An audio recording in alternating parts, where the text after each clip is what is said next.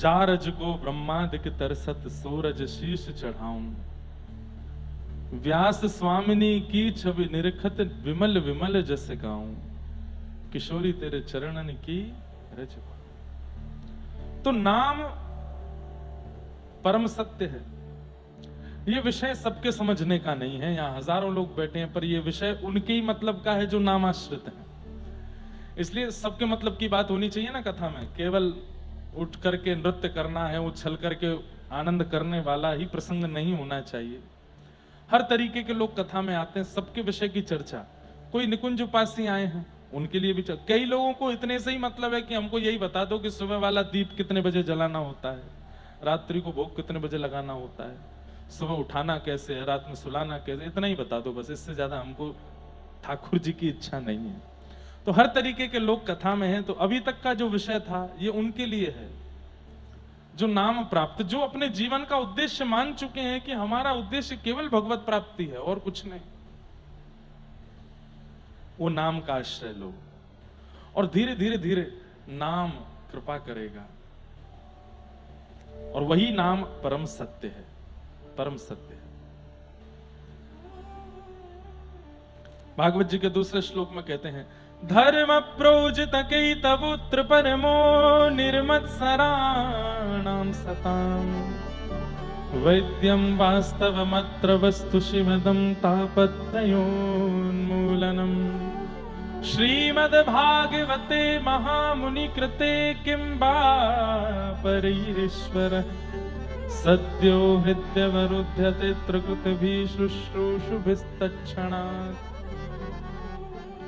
विषय, अधिकारी, संबंध और प्रयोजन। भागवत में 4 विषय। सबसे पहला भागवत का विषय क्या है, दूसरी बात भागवत का अधिकारी कौन है, तीसरी बात भागवत सुनने से किससे संबंध होता है, और चौथी बात भागवत का प्रयोजन क्या है। तो पहली बात विषय, भागवत का विषय क्या है, तो कहते हैं धर्म प्रोजित कैतवोत्र परमो, हमारे चित्त में परम धर्म का उद्दीपन करना, ये भागवत का विषय। धर्म एक बात है, परम धर्म विशेष बात है। अब धर्म परम धर्म में अंतर क्या है, ध्यान से सुनिएगा। सुबह 6 बजे उठना, उठ करके स्नान ध्यान करना, उसके बाद मंदिर जाना, मंदिर जाकर के शंकर जी पर जल चढ़ाना, हनुमान जी पर चोला चढ़ाना, देवी मैया के आगे जोत जलाना, अपने गुरुदेव के यहाँ जाकर के जैसी उनकी परिस्थिति परंपरा है वैसा वो करना, घर आकर के माता पिता को प्रणाम करना, बाल भोग करके काम पर निकल जाना, ये धर्म है। रामनवमी मनाना, सीता नवमी मनाना, जन्माष्टमी मनाना, गणेश चतुर्थी मनाना, होली, दिवाली, रक्षाबंधन आदि आदियों पर सात्विक घर में पूजा करना, ये सब धर्म है। ग्रहण आदि काल पर जो ग्रहण के नियम होते हैं उनका पालन करना, ब्राह्मण देवता को घर बुला करके दान पुण्य करना, गौ माता की सेवा करना, ये सब धर्म है। लेकिन परम धर्म क्या है, उसी परमात्मा से कोई संबंध मान करके उनसे अत्यंत प्रेम करना, ये परम धर्म है। और ये बात मैं नहीं कह रहा हूं, श्रीमद् भागवत जी कह रहे हैं। परम धर्म क्या है, सवै पुंसाम परो धर्मो यतो भक्ते अदोक्षजे। सवै पुंसाम परो धर्मो, सभी प्राणी मात्र का परम धर्म क्या है, यतो भक्तिर अदोक्षजे। अदोक्षज भगवान, भगवान का नाम अदोक्षज है। अदोक्षज भगवान की प्रेम लक्षणा भक्ति करना, जैसे ध्रुव ने की, प्रहलाद ने की, मीराबाई ने की, हमारे मथुरा के दादर रहमान ने की। हमारे मथुरा में एक मुस्लिम परिवार रहता था, आज भी बहुत मुस्लिम परिवार रहते हैं। उन्हीं में एक परिवार में रहता था, उसका नाम था दादर रहमान। क्या नाम था? ऐसी अटपटी कहानी तो झूठ होती है, ऐसी अटपटी भक्त लीला मैंने सुनी ही नहीं जैसी दादर रहमान की। एक होता है बंधुओं कि आप प्रयास करते हो ठाकुर जी की प्राप्ति करने का, और एक होता है कि ठाकुर जी प्रयास करते हैं आपकी प्राप्ति का। ये 2 प्रकार से ही भक्तों के चरित्र आपको सुनने को मिलेंगे। भक्त ने प्रयास किया भगवत प्राप्ति का, और दूसरे में ठाकुर जी ने प्रयास किया उस भक्त की प्राप्ति का। पर ठाकुर जी प्रयास बहुत कम करते हैं, नाम मात्र। 100 साल में एक बार 100 साल में एक बार किसी भक्त की प्राप्ति का प्रयास ठाकुर जी कर रहे हैं, और उन्हीं में आ गया नाम किसका? दादर रहमान। कुल का नहीं, जाति का नहीं, समुदाय का नहीं, किसी भी रूप में ठाकुर जी का है ही नहीं वो। और उनके पिताजी जो थे दादर रहमान के, वो नामी ग्रामी उस एरिया के जितने भी मुस्लिम परिवार थे उनके हेड थे वो। किसके घर में कैसे क्या नियम चलेगा, माताएं बहनें कैसी रहेंगी, नमाज कितने बजे होगी, क्या होगा क्या नहीं होगा, सब वही बताते थे दादर रहमान के पिताजी। उनको क्या बोलते हैं वो मुझे नहीं पता, वो हेड थे उस समुदाय के। रोज पढ़ने के लिए मदरसा जाता था। विश्राम घाट है मथुरा में, यमुना जी के तट पर, वहीं द्वारिकाधीश जी का मंदिर है। बहुत सुंदर द्वारिकाधीश जी का दर्शन होता है वहां। तो वहीं विश्राम घाट के पास में इनका घर था, और वहां से ये मदरसा पढ़ने के लिए जाते थे। रोज रास्ता कोई और होता था, लेकिन आज वहां बहुत भीड़ थी, तो इन्होंने कहा बहुत भीड़ है, मदरसा पहुंचने में देर हो जाएगी, और फिर पहुंचने पर जो हमारे गुरुजी हैं जो मदरसे में पढ़ाते हैं वो बहुत डांटेंगे। सब लोग इधर देखो। तो बहुत भीड़ होने की वजह से आज रास्ता बदल दिया। रास्ता बदल करके जब जाने लगे तो उसी रास्ते में एक सुंदर युगल सरकार का मंदिर था,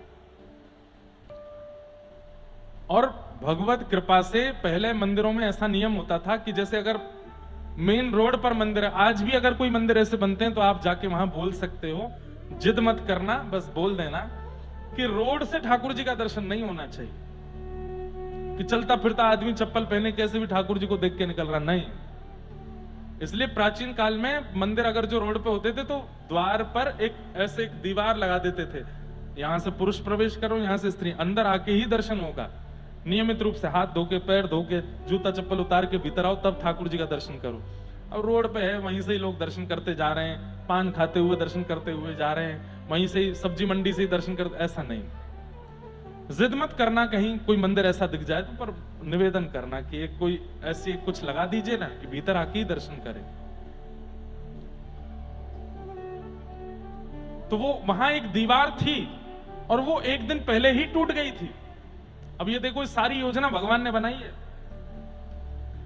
एक दिन पहले वो दीवार टूट गई, जिससे रोड से लोगों को भीतर नहीं दिखता था, और दादर रहमान को आज उस रास्ते में बहुत भीड़ मिली जहां से वो रोज मदरसा जाता था, बदल करके आया।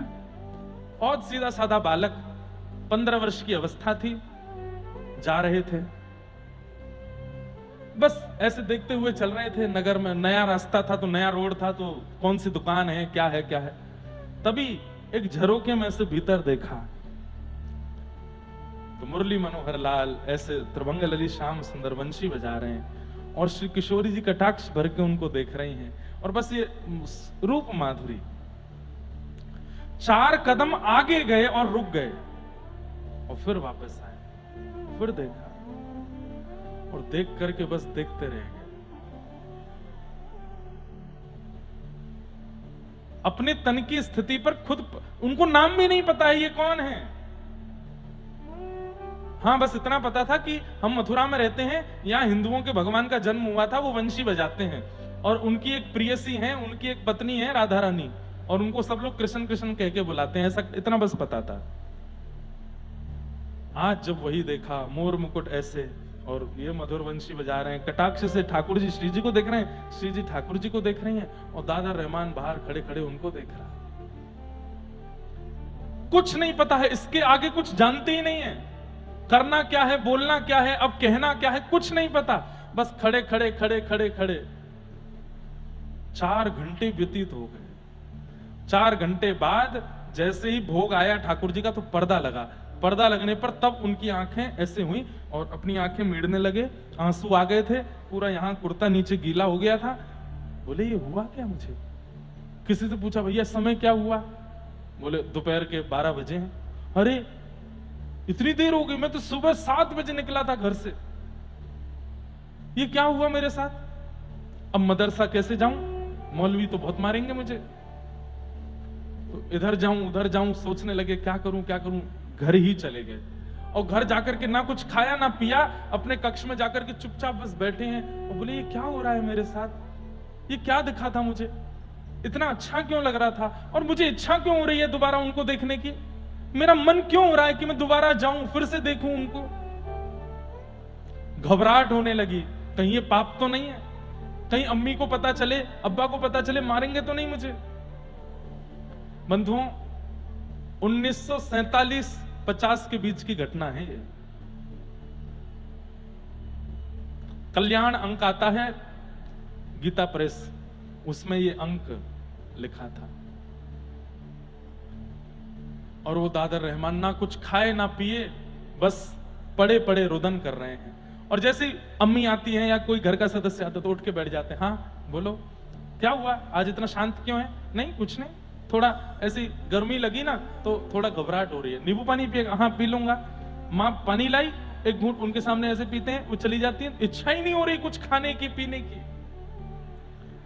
जाहे लगन लगी घनश्याम की, बहुत सुंदर पद है।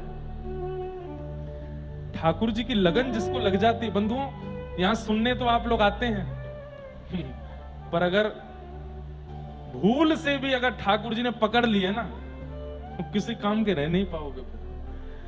इसलिए ठाकुर जी ने खुली छूट देख रखी है कि भाई तुम लोग भजन साधन करके मुझे पकड़ लो, मैं अगर पकड़ूंगा तो फिर रोना नहीं बाद में, क्योंकि फिर किसी काम के रह नहीं पाओगे। बहुत सुंदर पद है।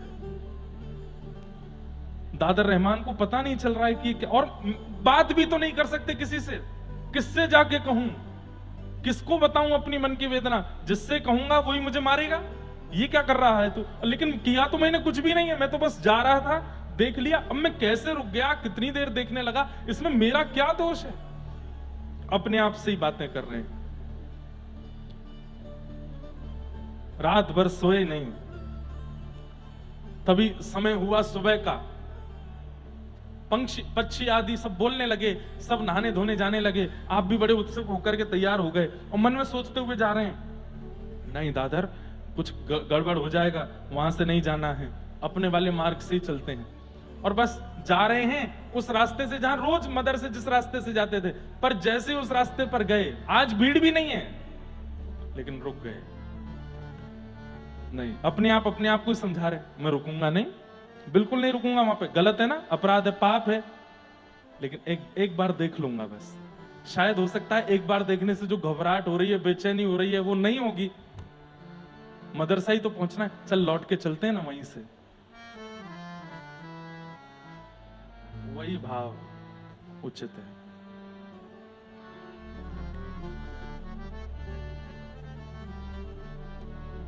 उस भाव ने ही ये कथा प्रकट की।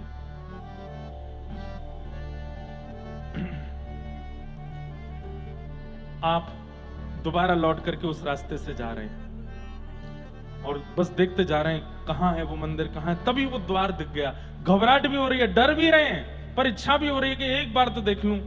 और बस धीमे धीमे गए, मंदिर के बिल्कुल सामने खड़े हो गए, खुद से फिर पूछ रहे हैं, दादर देख ले, देखना है कि नहीं देखना? नहीं देखना, सीधे चलते हैं, आगे बढ़ते हैं, एक बार देख लेते, फिर पीछे आते हैं, नहीं देखना, चलते हैं, फिर चले, फिर एक झलक देख लेते हैं, थोड़ा थोड़ा मुड़ते हैं, एक बार आंख खोल के देखना है, फिर बंद करके सीधे चलना, मदर से जाना है, हम मुसलमान हैं, हमको अपने अपने भगवान को भजना है, ये सब नहीं करना है, एक बार देख लेते हैं।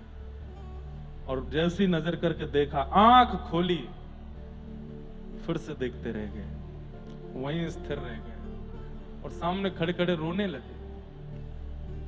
और रोते रोते रोते रोते स्थिति हो गई कि अब बोलने लगे, मुझे मत पकड़िए आप, ये क्या कर रहे हैं मेरे साथ, मैं आप वाला नहीं हूं, मैं आपका नहीं हूं, मेरे दूसरे हैं, आप क्यों मुझे रोक लेते हैं यहां पर। तो मानो भीतर से ठाकुर जी कह रहे हैं, अच्छा ठीक है तो चला जा, मन नहीं हो रहा जाने का, क्या करूं, मैं तो जानता ही नहीं आपको, आपके यहां क्या परंपरा, क्या विधि विधान, मुझे कुछ नहीं पता, मुझे क्यों पकड़ रहे हो, क्यों रोक रहे हो। ठाकुर जी बोले, तुमको अच्छा लगे, तुमको भागे हो है। अब यहां प्रश्न आता है, दादर के जीवन में ना तो नाम है, ना संकीर्तन है, ना कथा है, ना यज्ञ है, ना तप है, ना अनुष्ठान है, ना ही वो हिंदू कुल में जन्मा है, फिर क्यों उस पर कृपा हो रही है? यहां हम कर करके परेशान होते जा रहे हैं, हम पर फिर भी कृपा नहीं हो रही, क्यों? उसका स्वभाव अच्छा है। दादर रहमान के जीवन चरित्र में बताया कि वो स्वभाव से अच्छा है। जब कभी भी घर में ऐसा कोई उत्सव होता जिसमें जीव जंतुओं को मारा जाता तो वो रोता था कमरे में जाके, पिताजी से कहता ये इसमें भी तो वही भगवान है जिसको हम रिझाना चाहे, क्यों मार रहे हो? ऐसे स्वभाव में। कभी किसी को दीनहीन देखता था तो अपने अब्बा जान के पास जाके इसको कुछ दे दो ना, अम्मी इसके लिए रोटी बना दो ना। उसका स्वभाव बहुत मधुर था, बहुत बहुत, जैसे भोंदू की कथा सुनी है आप सब लोगों ने, वो भोंदू ही था, सरल ही है। क्या समझ में आई बात? कई बार साधन भगवत प्राप्ति नहीं कराता, स्वभाव भगवत प्राप्ति कराता है। अधिकतर देखा जाता है हम भक्त साधन से तो हो जाते हैं पर स्वभाव से नहीं बन पाते। कथा में आने वाले लोगों में भी प्रतिस्पर्धा होती है, कथा में आने वाले लोगों में भी दुनिया भर के दोष भरे पड़े रहते हैं। सरल चित्त, सीधा चित्त जिनका होता है ना, उनको ठाकुर जी मिलते हैं। और मैं तो ऐसा भी मानता हूं, जैसे किसी का आपको स्वभाव लगा बहुत सीधा है, बहुत सरल है, बिल्कुल सामान्य है, ये अंतिम जन्म है उसका। अच्छा एक बात, थोड़ा मेरा एनालाइज है, मैंने थोड़ा सा एनालाइज किया है, ध्यान से सुनना। कोई व्यक्ति जिसका स्वभाव बड़ा चंट है, बहुत चतुर है, बहुत जल्दी जल्दी और जो है जरा सी देर में परिस्थिति को परख लेता है, जरा सी देर में कैसे यहां से पैसे निकालने, कैसे यहां ये करना है, ये बहुत जल्दी जल्दी, मतलब बहुत चतुर है। समझो ये उसका पहला जन्म है, पहली बार आई है उसकी जीवात्मा, तो अपने सारे पैतरने लगा रही है दुनिया में, इसको कैसे अपनाना है, इसको कैसे पकड़ना है, इससे कैसे पैसे निकालने हैं, यहां से कैसे निकल के भागना है, इससे कैसे करना है, ये सब कुछ। एक जन्म के बाद फिर दूसरा जन्म आता है तो थोड़ी चतुराई घट जाती है, फिर तीसरा जन्म आता है थोड़ी और चतुराई घट जाती है, चौथा जन्म आता है थोड़ी और, करते करते करते अब वो आत्मा एक्सपीरियंस्ड हो गई है, उसको पता चल जाता है कि यहाँ चतुर बनने से कोई फायदा नहीं है, अंत तो गत्वा लकड़ी पर जलना ही है। चतुर बनने से, इसका हक मारने से, ये करने से, वो करने, कुछ नहीं होने जाने वाला। तो वो आत्मा क्या करती है, अपनी बुद्धि को विश्राम देती है, बोले तू शांत रह, थोड़ा सरलता से। कोई गलत कर भी रहा है, किसी के द्वारा अपराध हो भी रहा है, तो वो उसको देख करके शांति हो जाती, कोई बात नहीं भाई, तुम भोगोगे, तुम जो कर रहे हो, हमें कोई इससे चिंता नहीं। सरल चित्त जिनका हो जाता है, सहज स्वभाव जिनका हो जाता है, मेरे मायने में ये उनका अंतिम जन्म है। बस वो साधन और ले आए, भजन और ले आए, बस निकल जाएंगे, अब फिर नहीं आएंगे दुनिया में। रहमान, दादर रहमान का स्वभाव बहुत अच्छा था, इसलिए ठाकुर जी को भा गया। ठाकुर जी के आगे रो रहा है, मैं आपके वाला नहीं हूं, आपको जो लोग भजते हैं वो मैं नहीं हूं, आप गलत आदमी के पकड़ रहे हो। ठाकुर जी बोले पूरा विश्व मेरा है, मैं जगन्नाथ हूं, इस जग का स्वामी हूं मैं। दूसरे दिन भी यही हुआ, लौट के घर आ गया, फिर कुछ खावे नहीं पीवे नहीं, कभी हाथ कांपे, कभी पैर कांपे, और कभी आकाश की ओर देखे, मां आ जाए तो अपने आप को संभालने का प्रयास करें, आंखों के आंसू पहुंचे, पर मां समझ जाती है, क्या बात है, कोई बात है? नहीं मां, कोई बात नहीं। लगन लगी घनश्याम की जाहे, लगन लगी घनश्याम की, भरत कहूं पग परत है कितहूं, धरत कहूं पग परत है कितहूं, भूल जाए सुध धाम की। चलोगे यहां पर जाओगे वहां, अगर ठाकुर जी जीवन में आ गए तो ऐसा हो जाएगा। चलना चाहोगे यहां लेकिन पहुंचोगे वहां, धरत है पग परत है कितहूं, कहीं और चले जाते हैं। छवि निहार नहीं सार कछु, छवि निहार नहीं सार, धरि पलन दिन जाम की, धरि पलन से। अभी आप दर्शन करते हैं तो कहीं ना कहीं ये बात सब लोग अनुभव करते हैं, अभी आप ठाकुर जी का दर्शन करते हैं तो आपको ऐसा लगता है आपके पाप घट रहे हैं, आपके पुण्य बढ़ रहे हैं, और देख लूं, और देख लूं, और देख लूं, थोड़ा और देख लूं, इनको मेरे दुख दर्द समझ में आ जाएंगे। लेकिन जब ठाकुर जी से प्रीति हो जाएगी तो आप केवल देखोगे, कुछ होगा नहीं। मेरे पुण्य बढ़ रहे हैं, पाप घट रहे हैं, ये सारी भावना कुछ नहीं, बस देखने का मन होगा, पलक झपकना भूल जाओगे।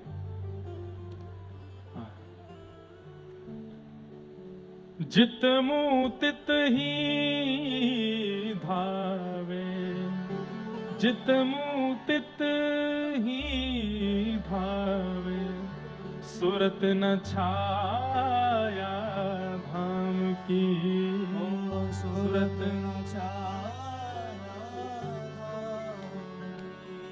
स्तुति निंदा करो भले ही, स्तुति निंदा करो भले ही, मेण तजी कुल ग्राम की, मेण जी। फिर तुम्हारी कोई स्तुति करे, कोई निंदा करे, कोई अपवाद करे, कोई भलाई करे, कोई बुराई करे, अरे करते रहो, मुझे इससे मतलब ही नहीं है। नारायण बौरी भई डोले, नारायण बौरी भई डोले, नारायण बौरी भई डोले, नारायण बौरी भई डोले। बौरी मतलब बावड़ी। रही न काबू काम की, रही न काबू काम की, लगन लगी घनश्याम की, जाहे लगन लगी घनश्याम की,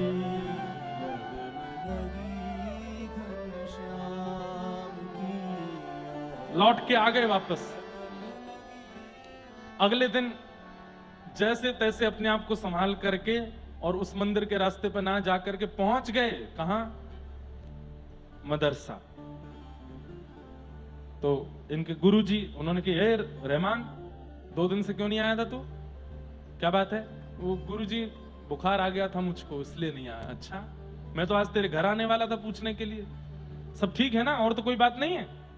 तो मन में जब व्यक्ति को उत्तर नहीं मिलते ना किसी से भी, उसको लगता है सबको मेरे प्रश्न का उत्तर पता, वो सबसे पूछता है। फिर जब व्यक्ति को अपने प्रश्न का उत्तर समझ नहीं आता, उसको लगता है सबको मेरे प्रश्न का उत्तर पता होगा। धीमे से जाके कहा, गुरुजी एक बात पूछूं? हाँ। आप नाराज तो नहीं होंगे? बोले नहीं। हम लोग मथुरा में रहते हैं, यहां जो मस्जिद है वो तो हम लोग जाते हैं, पर ये मंदिर कौन जाता है? ये मंदिर जो है ये कौन जाता है, और इनके अंदर जो है वो कौन है? इतने में तो मौलवी जी खड़े हो गए, डांटने लगे, तेरी हिम्मत, तू कहीं देख के आया क्या? किसी मंदिर में हो के आया क्या? नहीं नहीं, मैं तो बस पूछ रहा था, बस ऐसी कोई वो, मैं तो बस पूछ रहा था वहां कौन जाता है, और वहां जाने से अगर हम चले जाएं तो क्या होता है? अब तो मौलवी जी ने उसका हाथ पकड़ करके मोड़ दिया पूरा, छोटा सा बालक। बोले सच बता, तू गया था क्या? नहीं नहीं नहीं, मैं नहीं गया था, मैं अंदर नहीं गया था। बोले बाहर से देख रहा था? नहीं नहीं नहीं, मैंने बाहर से भी नहीं देखा। बताया, बोले वो ऐसा होता है, वहां जाने से जहन्नुम में जाना पड़ता है, ये होता है, वो होता है, और दोबारा वो पढ़ना पड़ता है, और फिर जाके मंदिर में ये, अपने मस्जिद में ये करना पड़ता है, तब दोबारा तुम मुसलमान बनोगे, नहीं तो तुम मुसलमान नहीं होगे। बहुत कुछ समझाया। अब नहीं जाना कभी? नहीं जाऊंगा। उत्तर नहीं मिला। प्रेम ऐसा ही है बंधुओं, दुनिया समझा दे, मारे पीटे फटकारे, फिर भी समझ नहीं आता, और वो भी ठाकुर जी से हो जाए। और इसको तो हुआ ही नहीं था, ठाकुर जी को हो गया है रहमान से। घर गया, घर में जाके बैठा बैठा रो रहा था एकांत में। इतने में ही माँ आ गई, और माँ ने आकर के बोला, रहमान क्या बात है, 2 दिन से तू मुझे ठीक नहीं लग रहा है, कोई और तू रो क्यों रहा है? तेरी आंखें इतनी, किसी ने कहा कुछ? मौलवी साहब ने मारा? वहां कुछ हुआ था क्या? नहीं नहीं मां, कुछ नहीं। हृदय से लगा लिया। अब प्रेमी को बस हृदय से लगा ले, कोई थोड़ा पुचकार दे तो वो उसके सारे भेद खोल लो उसके। रोने लगा, हिचकियां ले ले करके बोला, मां, अम्मी? बोला हाँ। हिंदुओं के भगवान का नाम क्या है? उसको बोलते क्या है? इतने में तो मां ने भी देखा, ये तू क्यों पूछ रहा है? क्यों पूछ रहा है? क्या बात है? नहीं मां, कोई बात नहीं, बस ऐसे पूछ रहा था। क्या बात है, सही बता। वहां तो मां भी नाराज हो गया। मतलब वो ये प्रश्न ऐसा था कि वो जिससे पूछता है वही नाराज हो जाता है। रुक जा, तेरे पिताजी आने दे, उनको बताऊंगी, उनसे पूछना।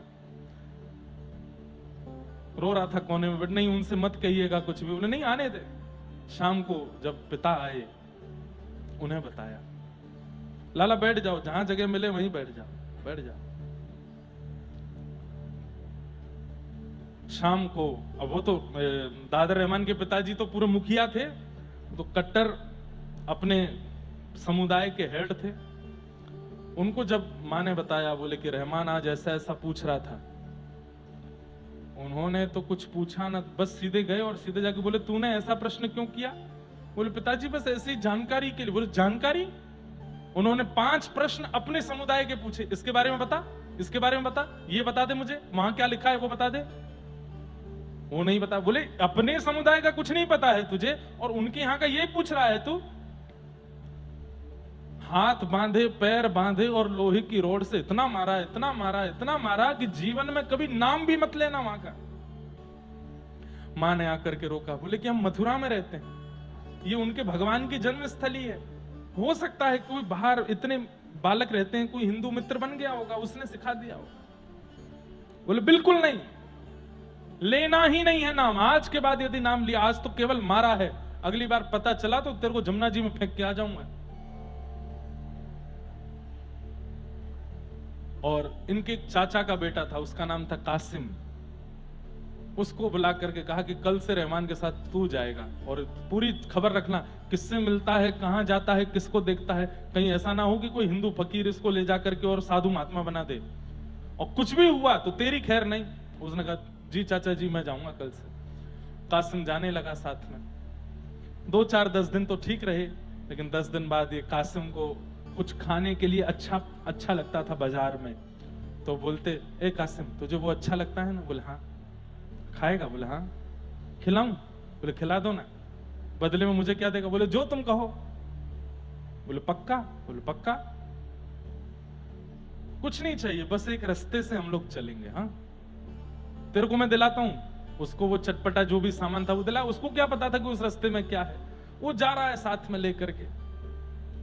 और सुन, यहीं रुक जा, तू खाता रहे, मैं बस थोड़ी देर। बोले आप क्या करोगे खड़े होके? बोले कुछ नहीं, बस मैं खड़ा हूं, तू खा ले फिर चलेंगे। और वो खा रहा है और वो देख रहा है सामने, आंखों से विरल अश्रुधार गिर रही है, और बस ऐसे ही देख रहे हैं। बोले मुझे बीच में क्यों छोड़ दिया है? ना मैं वहां का हूं, ना मैं यहां का हूं। एक तरफ लीजिए, या तो वहीं छोड़ दीजिए, या अपने पास बुला लीजिए, ये बीच में क्यों अटका दिया?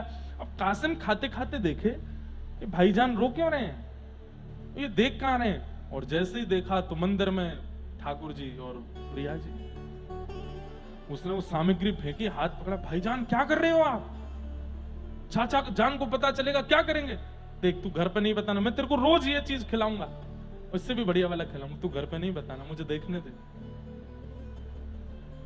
किसी ने देख लिया तो बहुत दिक्कत हो जाएगी। सबको पता है आप किसके बेटे हो, कोई जाके बता देगा घर पर, आपको तो जो होगा सो होगा, मुझे भी मारेंगे वो, तेरे को कुछ नहीं होगा, तू अपना खाना प्रेम से, मुझे थोड़ी देर और देखने।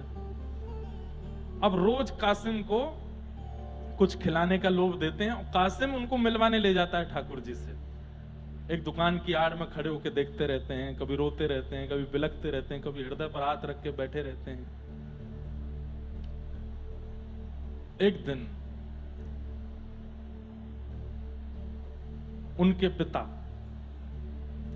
दादर रहमान के, वो उसी रास्ते से निकल रहे थे, और तभी क्या देखते हैं कि कासिम तो कुछ खा रहा है, और दादर भयंकर भावावेश में नेत्रों से अविरल अश्रुधार गिर रही है, और नेत्र लाल पड़े, और प्रिया प्रियतम का मधुर दर्शन करते हुए बिलक बिलक के रो रहा है।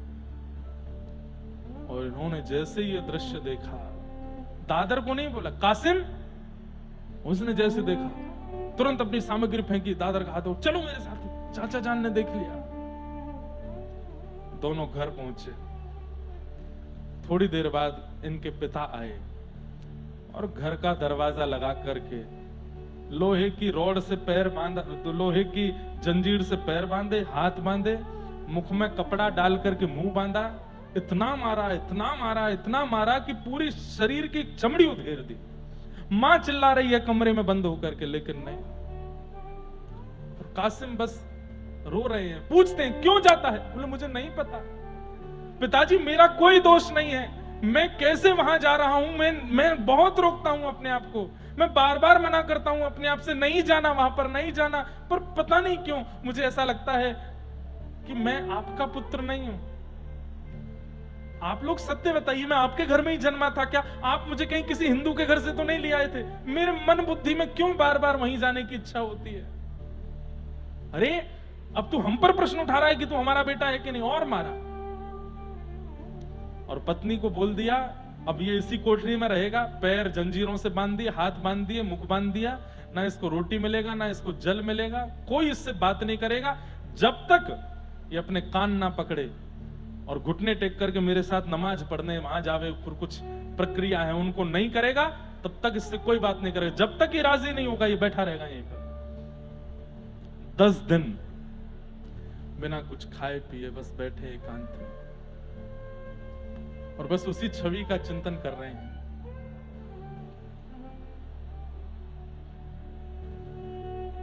एक दिन 2 दिन तो छुपाव रहा, तीसरे चौथे दिन से ऐसी स्थिति कि इनकी अम्मी आकर के द्वार पर बोलती है, बेटा कुछ खाएगा? नहीं। कुछ पिएगा? नहीं। तेरे को भूख नहीं लगी? बोले ना। क्या है? क्या क्या चाहिए? कुछ तो बता। बोले कृष्ण और राधा रानी चाहिए, उनको लाके दे दो। मत बोला कर, तेरे अब्बा जान सुनेंगे, बहुत मारेंगे तुझे। मत बोला कर, तेरे हाथ जोड़ती हूं, तेरे पैर पूछती हूं, मत बोला कर उनका नाम। बैठे रहते 4-5 दिन और निकल गए, फिर पूछती है, बेटा कुछ खाएगा? तेरे लिए रोटी लाऊं? देख मैं नीचे से रोटी दे दी है, तू खा ले, थोड़े दाल चावल खा ले, कुछ पानी तो पी ले। केवल राधा कृष्ण चाहिए, अब तो उन्हीं की भूख है, उन्हीं की प्यास है, उनसे ही मिलना है मां, और कुछ नहीं। 10वां दिन हुआ, इतने विरह आतुर हो गए, प्रेम पुलकित होकर के रात भर रोते रहे ठाकुर जी के स्मरण में। और बंधुओं 11वें दिन के प्रारंभ में जैसे ही पिता ने आकर के उस कोठरी में देखा, हथकड़ियां रखी हैं, बेड़ियां रखी हैं, ताला लगा है, लेकिन दादर रहमान वहां नहीं है। ये आश्चर्य था। चाबी मेरे पास रहती है, ताला किसी ने खोला नहीं है, हथकड़ियां खोली, हथकड़ियां बंद ही रखी हैं, मानो जैसे हथकड़ी बेड़ियों के बीच से कोई गायब हो गया हो।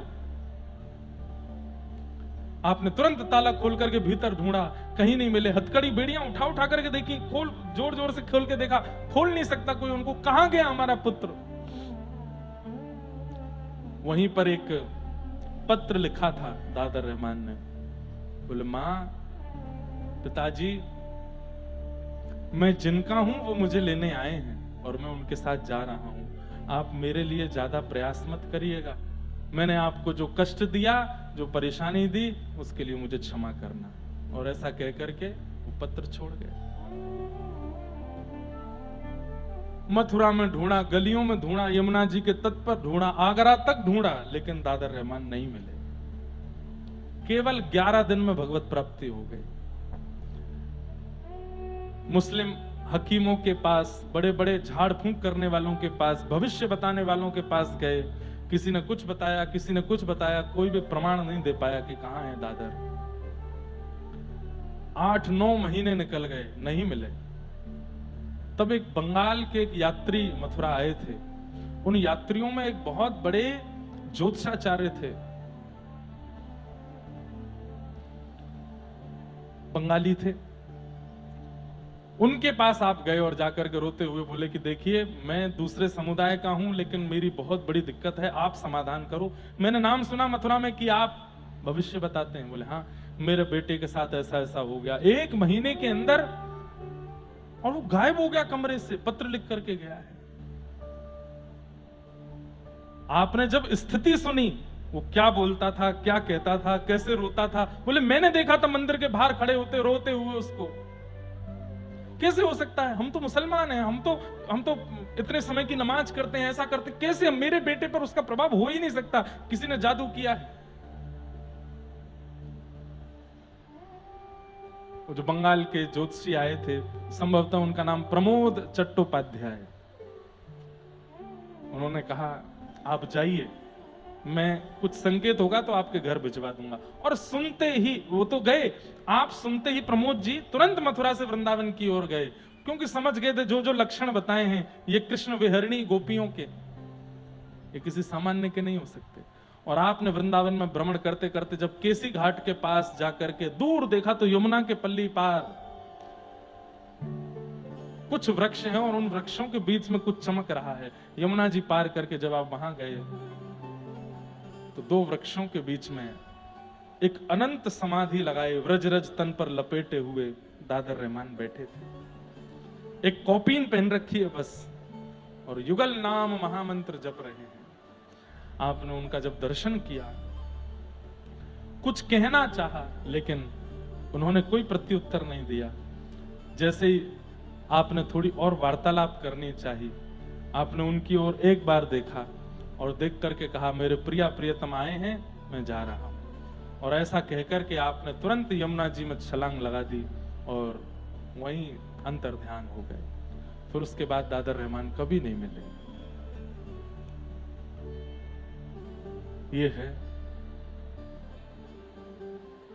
इसलिए भैया आप ठाकुर जी को पकड़ रहे हो, ठीक है, कहीं उन्होंने आपको पकड़ लिया तो फिर संसार के तो नहीं रह पाओगे।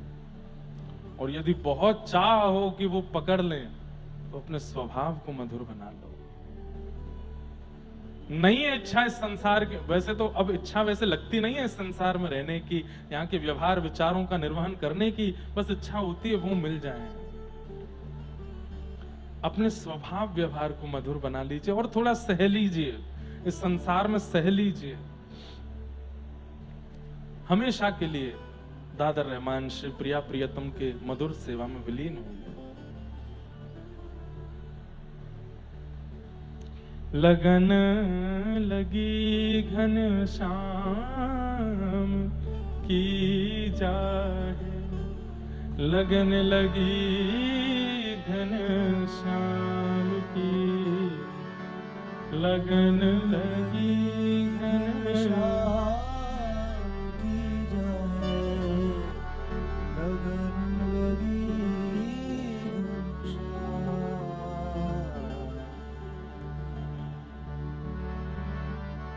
भागवत जी का विषय क्या कहता है? धर्म प्रवजित कई तवोत्र परमो।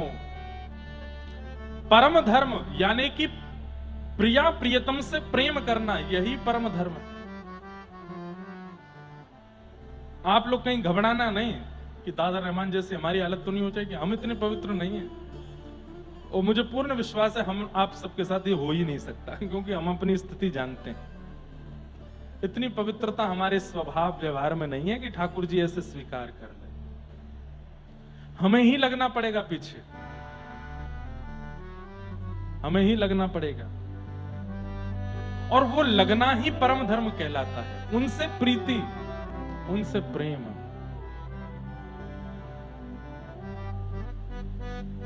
दूसरी बात, ठाकुर जी से प्रेम करने का अधिकार किसके पास है? तो कहते हैं निर्मत सराणाम सताम, जिसके चित्त में मात्सर्य दोष नहीं है। मात्सर्य मतलब दूसरे के प्रति ईर्ष्या, दूसरे के प्रति ईर्ष्या की भावना जिसके चित्त में है, वो इस जन्म में भगवत प्राप्ति कभी नहीं कर सकता। काम है भगवत प्राप्ति कर लेगा, क्रोध है भगवत प्राप्ति कर लेगा, लोभ है तो भी भगवत प्राप्ति कर लेगा, मोह है तो भी भगवत प्राप्ति कर लेगा, लेकिन कहीं ना कहीं दूसरे के प्रति ईर्ष्या की भावना है तो भगवत दर्शन कभी नहीं हो सकता। ईर्ष्यालु व्यक्ति को भगवान नहीं मिलते, इसलिए ईर्ष्या का त्याग करो, ईर्ष्या का परित्याग करो। निर्मत्सराणाम सताम वैद्यम वास्तवमत्रमस्तु शिवदम। और भागवत जी क्या कराती हैं? बोले ठाकुर जी से संबंध कराती हैं। बोले कैसा संबंध? बोले निर्मत्सराणाम सताम, मात्सर्य दोष से रहित संबंध ठाकुर जी से कराती हैं। निर्मत्सराणाम सताम, फिर ठाकुर जी आपके जो बनेंगे वो सदा के लिए ही आपके वैसे ही रहेंगे। आपके लाला बने, आपके भैया बने, आपके सखा बने, वो जिस भी संबंध में आपके पास आएंगे वो सदा उसी भाव से ही रहेंगे। भागवत जी का आश्रय लेना पड़ेगा, बिना इनके आश्रय के संबंध की पुष्टि नहीं हो सकती। इसलिए वैद्यम वास्तवमत्र वस्तु शिवदम, ठीक ठाकुर जी से आपका संबंध, और बोले कैसा संबंध? शिवदम, कल्याणकारी संबंध कराती। तापत्रयोन्मूलनम, 3 प्रकार के तापों का उन्मूलन कर देती हैं भागवत जी। आदि दैविक, आदि भौतिक, आध्यात्मिक, फिर किसी भी प्रकार का ताप यानी कि कष्ट जीवन में नहीं रहता है। केवल एक ही कष्ट रहता है कि श्याम सुंदर हमें कैसे मिलेंगे, वो मुरली मनोहर हमें कैसे मिलेंगे, वो मधुसूदन, माधव, मुरारी, बस यही एक कष्ट रह जाएगा जीवन में। और कोई कष्ट कष्ट सा लगेगा नहीं। लाइट नहीं आ रही, एसी नहीं चल रहा, कोई बात नहीं। नमक खत्म हो गया है, केवल सब्जी मसालों की बनी है, कोई बात नहीं। रोटी में स्वाद नहीं है, घी नहीं डला है, कोई बात नहीं। कपड़े अनुकूल नहीं बचे पहनने को, कोई बात नहीं। गाड़ी का डीजल खत्म हो गया, पंचर हो गई, रिक्शा से जाना पड़ेगा, कोई बात नहीं। सब चीज में फिर एग्रीमेंट आ जाएगा, सब चीज में एग्री हो जाओगे, बस एक ही चीज में डिसएग्री रहोगे। ये कब मिलेंगे, इनकी प्राप्ति कब होगी, ये हमें कब मिलेंगे, इनकी प्राप्ति हमें कैसे होगी, हम ऐसा क्या करें कि बस ये हमें मिल जाए। बाकी जितनी भी अव्यवस्थाएं सब सहने को हम तैयार हैं, बस ये नहीं मिल रहे हैं, ये हमसे नहीं सहा जा रहा है।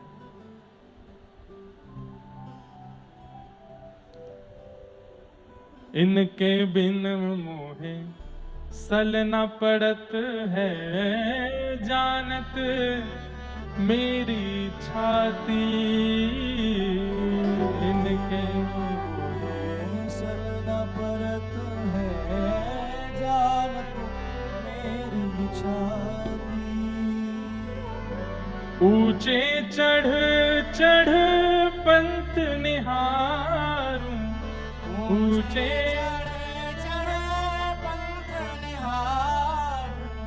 ऊंचे चढ़ चढ़ पंत निहारूं, ऊंचे चढ़ चढ़ पंथ निहारूं। रोए रोए अखियां प्यासी गिरधर, जन्म मरण रासाती।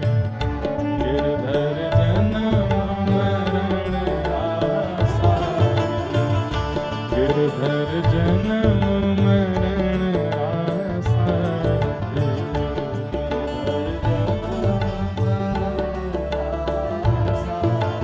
ओ आए नाय बिसरूं मैं दिन राती,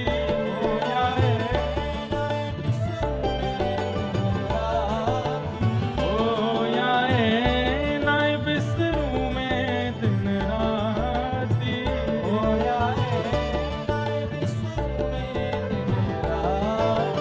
गिरधर जन्म मरण रासाती।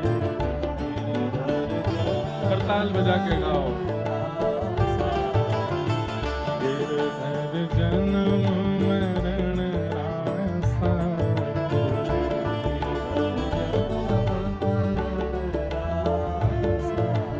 ओ इनके बिन मोहे सल न परत है, जानत मेरी छाती।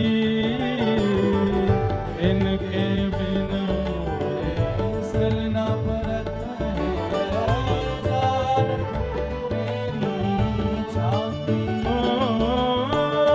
ऊंचे चढ़ चढ़ पंत निहारूं, ऊंचे चढ़ चढ़ पंथ निहारूं। ऊंचे चढ़ चढ़ पंत निहारूं। ऊंचे चढ़ चढ़ पंथ निहारूं। रोए रोए अखियां प्यासी गिरधर, जन्म मरण रासाती। गिरधर जन्म मरण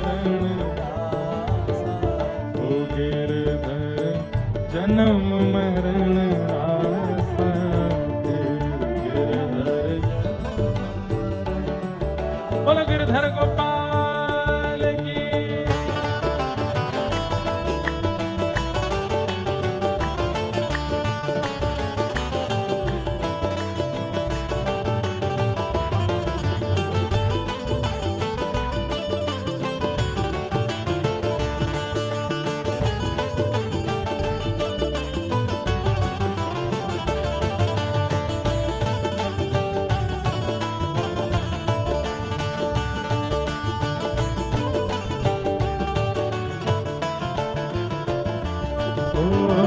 पल पल पिय को रूप निहारूं निरख निरख सुख पाती।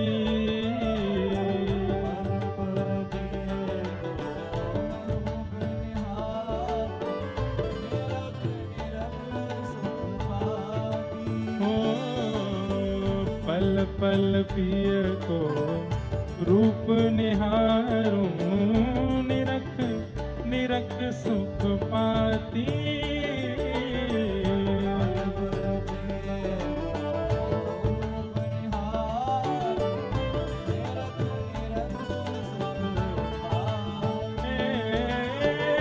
तोय कर जोड़ा रज करूं छू।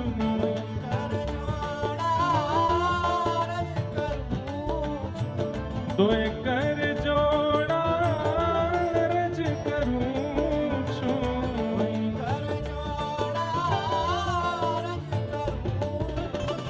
सुन लीजो मारी बाती गिरधर जन्म मरण आसा गिरधर जन्म मरण। ओ गिरधर जन्म मरण आसा।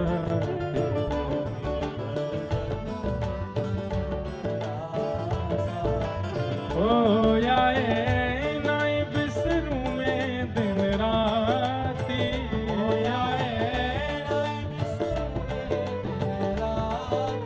ओ आए नाई बिसरूं मैं दिन राती।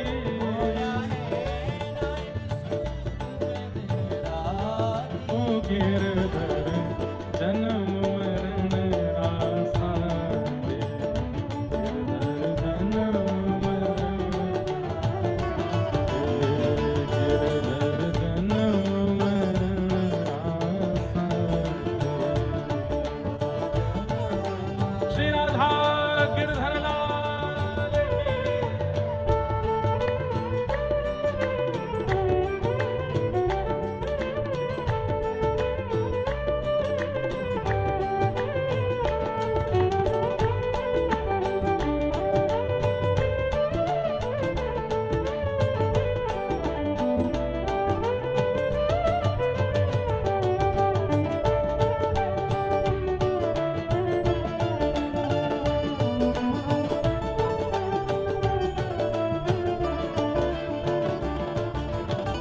यह संसार सकल जग झूठा झूठा कुल रानाता। यह संसार सकल जग झूठा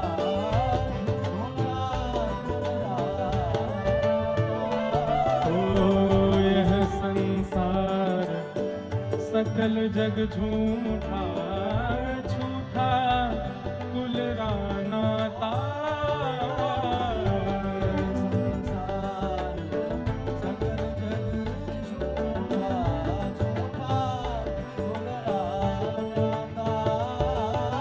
संसार में सब झूठे हैं, सांचो एक राधा रमण, झूठो सब संसार। आपको भी नहीं लग रहे हैं और कभी लगेंगे भी नहीं। भगवान ना करे कि इस संसार की नीरसता को भी पता चले। बहुत बड़ी कृपा है ठाकुर जी, हमको पता ही ना चले, नहीं तो ऐसा मन हटेगा सबके ऊपर से। लेकिन मन में ये बात रखो, भले ही हमें पता नहीं चल रहा है, हमें दिख नहीं रहा है, लेकिन फिर भी ये बात मन में रखनी चाहिए। हमें पता है कि यहाँ घना जंगल है, उसमें सांप हैं, ये पता है, बस दिख नहीं जाना चाहिए, क्योंकि दिख गया तो फिर दिक्कत ज्यादा हो जाएगी। तो दिखे ना, पता होना चाहिए कि घना है, जंगल है, खूब झाड़ी है, सांप है यहाँ पर, तो दिखे नहीं। बस नदी में स्नान करने के लिए जाते हैं, अभी हम गोदावरी जी स्नान करते थे, हमें पता उसमें मछली है, पर स्नान करते समय लगता बस दिख नहीं जावे, स्पर्श नहीं हो जावे, क्यों दिखी स्पर्श हुई कल कैसे नहाने आएंगे। तो हे नाथ, आपको प्राप्त करने में अभी कितना समय लगना है कुछ पता तो है नहीं। संसार नीर से ही मुझे पता तो होना चाहिए, बस दिखाई ना देवे, क्योंकि दिख गया तो फिर इस संसार में रह नहीं पाओगे और कुछ कह नहीं सकते, दिख भी सकता है।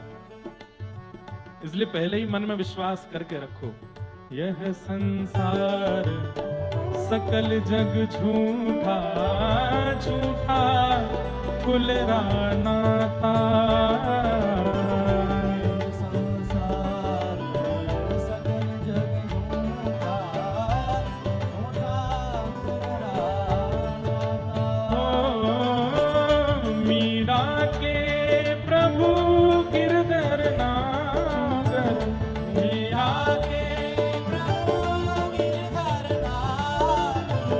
मीरा के प्रभु नटवर नागर, मीरा के प्रभु नटवर नागर।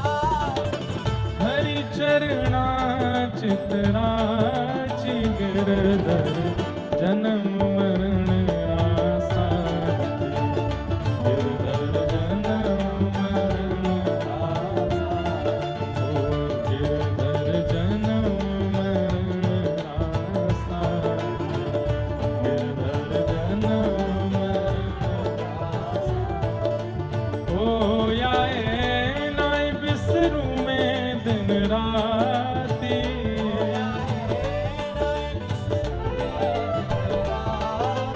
ओ याए नाय बिसरू में दिन राती,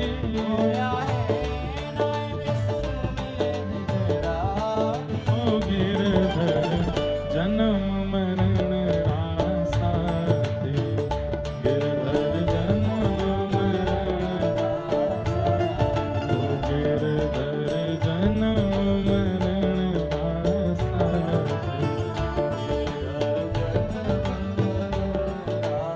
गोविंद मेरो है, गोपाल मेरो है, गोविंद मेरो है,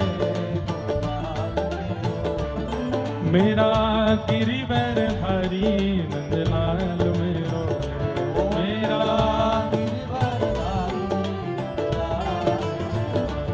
राधा रमण बिहारी नंदलाल मेरो है।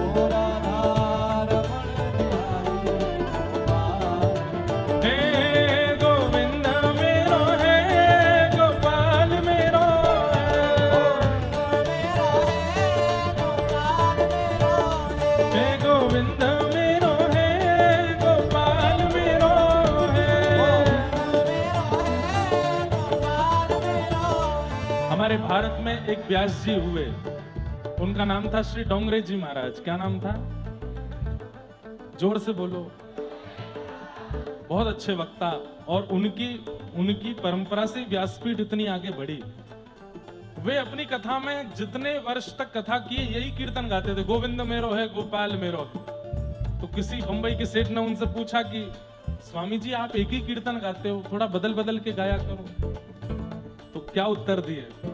बोले मैं रोज कथा में कहता हूँ गोविंद मेरो है, गोपाल मेरो है, लेकिन इतने सालों में आज तक ठाकुर जी ने नहीं कहा कि डोंगरे मेरो है। तो जब तक वो नहीं कहेंगे तब तक मैं यही गाता रहूंगा, हे गोविंद मेरो है, गोपाल मेरो है। और इसी भाव से गाइए, इसी भाव से पुकारिए कि ठाकुर जी हमें भी आपसे सुनना है कि हम भी आपके हैं। हे गोविंद गोविंद गोविंद मेरो है, गोपाल मेरो है, हे गोविंद मेरो है, गोपाल मेरो है।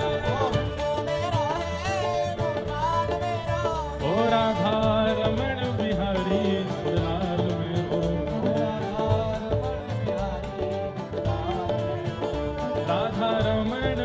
हरि